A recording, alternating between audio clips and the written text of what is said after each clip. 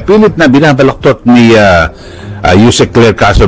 Ini-airing niya rin ito sa kanyang vlog, yung talumpati ng Pangulo. Tapos, yan 7 pesos kada kilo. Pangako. Clear, tignan natin. Pakita ko na to. O sige pangako, 20 pesos. Ito, ano kaya ito? Okay. Ito dati ang sinabi, mga ka-clear. Sige. 7 pesos per kilo rice then after. Okay, yan Yan, 2 years 2 years Nangako, 7 pesos per kilo na bigas. Ayan nangako na gawing 7 pesos per kilo ang bigas pero tahimik yung mga kampon niya. Ang sinasabi ni Atty. Claire Castro, nangako raw si Pangulong Duterte ng 7 pesos. Nangako, hindi niya naintindihan na ang sabi ng Pangulo ay babawasan ng 7 pesos. Ang pagkakaintindi ni Atty. Claire, abogado ko yan, ang pagkakaintindi ni Atty. Claire Castro ay iba. Nakakatawa ko, mga kabayan. Iba ho ang pagkakaintindi niya ni Atty. Claire.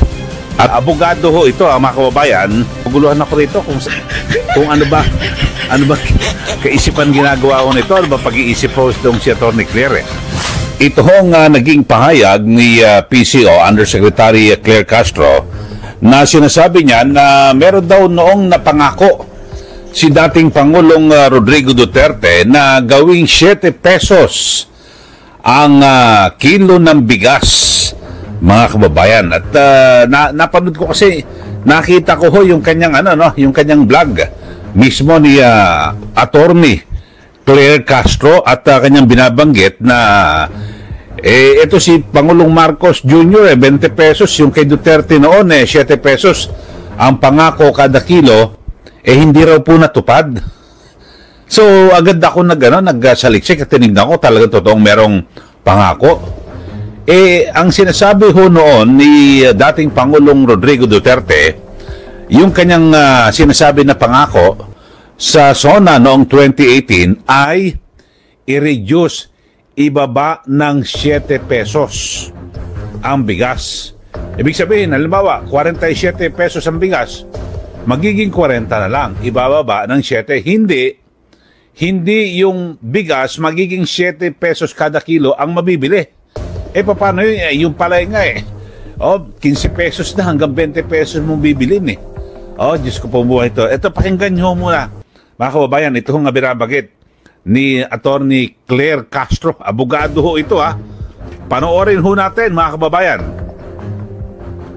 Clear, tignan natin. Pakita ko na to. O sige pangako, 20 pesos. Ito, ano kaya ito? Okay. Ito dati ang sinabi, mga ka-clear. Sige. Ay, sorry. In importing rice to a tariff system where rice can be imported monthly. This will give us additional resources for our farmers, reduce the price of rice by up to 7 pesos. Kaya mo ginawa yung batas, rice certification law to para yung gusto mong 7 pesos na kada kilo ay mangyari 7 pesos per kilo rice then after. Okay, yan Yan, 2 years 2 years Nangako, 7 pesos per kilo na bigas because of the rice certification law. Okay. Per kilo and lower inflation significantly. I ask Congress to prioritize this crucial reform. Okay 7 pesos ang pinangako. Ang iniisip, kaya may pinaprioritize yung batas si RTL to Hindi ako nagkakamali, mga kaklira. Yun na naman yung involved dun patungkol sa bigas So, 7 pesos, Titi Sara. Yung inaspire ng tatay mo because of that law. Diba? Pero natupad ba? Ayan nangako na gawing 7 pesos per kilo ang bigas pero tahimik yung mga kampon niya. Sino ba to? Joyce, pabili ni Makanit. Okay, so yun ho, binabanggit ito ni attorney, abogado ho ito, mga kababayan, na yung kanyang pagkakaintindi dito sa naging pahayag ni nooy Pangulong Rodrigo Duterte. Sa kanyang sona niya binanggit ho ito noong 2018, ang sabi niya ay to reduce. Ano ibig sabihin ng to reduce? Sa wikang Pilipino, bawasan ng 7 pesos ang presyo ng bigas. Hindi, kasi yung pagkakaintindi ho ni Attorney Claire, naguguluhan ako rito kung ano ba kaisipan ginagawa ko nito, ano ba pag-iisip po itong si Attorney Claire Kaya hindi ko maatim na hindi patulan itong isyong ito Biruin nyo, ini-air niya pa yung naging talumpati ni Pangulong Duterte na ang sabi na i-reduce ang sabi niya, ang dampot ho at pagkakaintindi niya at kinakantyawan niya pa ho, no? Si BP Sara Duterte na pangako ng ama mo, 7 pesos kada kilo ang bibentang bigas. Hindi po 7 pesos. Kundi, ang sabi ho ni Pangulong Duterte ay i-reduce ng 7 pesos. Kaya nga yung ehemplo ko, halimbawa, 47 pesos ang presyo ng bigas, i-reduce mo, babawasan mo ng 7 pesos, 40 pesos na lang. Kakaiba ho ito sa naging pangako ni Pangulong Marcos Jr. noong kampanya na ang sabi ho niya ay gagawin ho, makakabili ho tayo ng 20 pesos kada kilo ng bigas kapag siya po ay naupo sa pwesto. So, yun po ang ibig sabihin nito. Maliwanag ho at hindi ko alam bakit binabaloktot ho ni Yusek Castro. Ito, ni-research ko mismo yung saktong pagkakasabi ho ni Pangulong Duterte sa kanyang SONA. 2018 ho ito Also, working on long-term solutions on top of this agenda to lower the price of rice.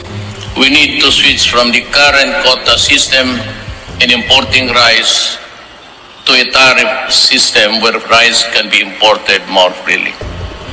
This will give us additional resources for our farmers, reduce the price of rice by up to 7 pesos per kilo and lower inflation significantly.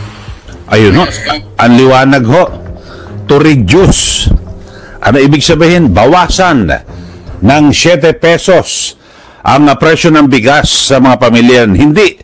Ang pagkakaintindi ho ni Attorney Claire, abogado ho yan, ay ang pangako raw noon ni Pangulong Duterte ay gawing 7 pesos kada kilo. Na napaka-imposible naman kasi yung sa palay lang ho, 15 pesos na Tapos gagawin mo 7 pesos. Hindi naman ganun ho yun, mga kababayan. So, hindi ko alam kung bakit binabaloktot ho, no? Pilit na binabaloktot ni Yusek Claire Castro. Ini-airing niya rin ito sa kanyang vlog, yung talumpati ng Pangulo. Tapos, yan 7 pesos kada kilo. Pangako. Hindi sinabi na 7 pesos ang ibabawas. Yun po sa kasalukuyang presyo o yung bilihan, mga kababayan. So, maliwanag ko.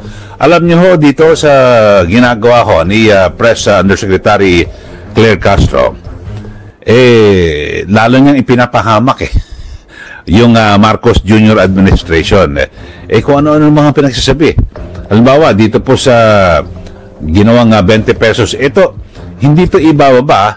Dapat ang tawag ho rito, kasi ang binabanggit ho nila, ng Malacanang na ito po ay para makabili na ng murang bigas yung mga tao, pero ito ho ay programa. Ibig sabihin, programa na pansamantala lang o artificial. Kasi ang pangako noon ni Pangulong Marcos Jr. nang siya po'y kumakandidato, na kapag naupo, magmumura na ang bigas.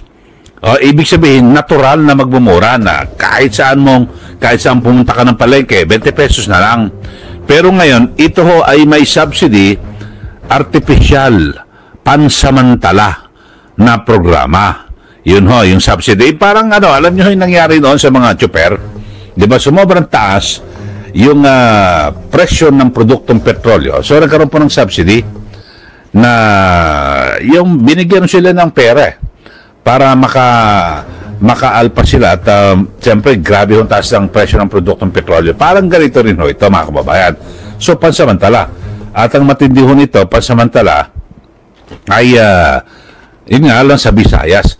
Pero meron po nakikita itong kinatawan po mula sa mga magsasaka mga kababayan.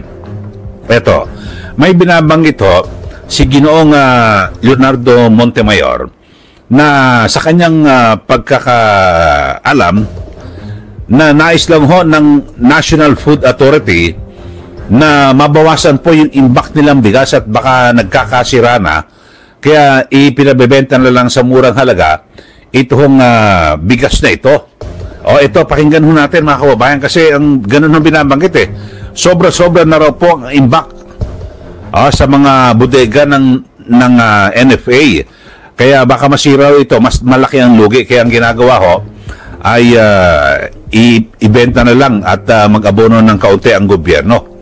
Kasi wala pong pumatol eh na LGU na noon binibenta ho nila 33 pesos kada kilo eh para ibenta sa kanilang mga lugar. Wala pong pumatol sa ganyang presyo. Ito, kaya ngayon 20 pesos parang kumbaga sa balik puhunan na lang wag nang lumaki ang lugi ng gobyerno.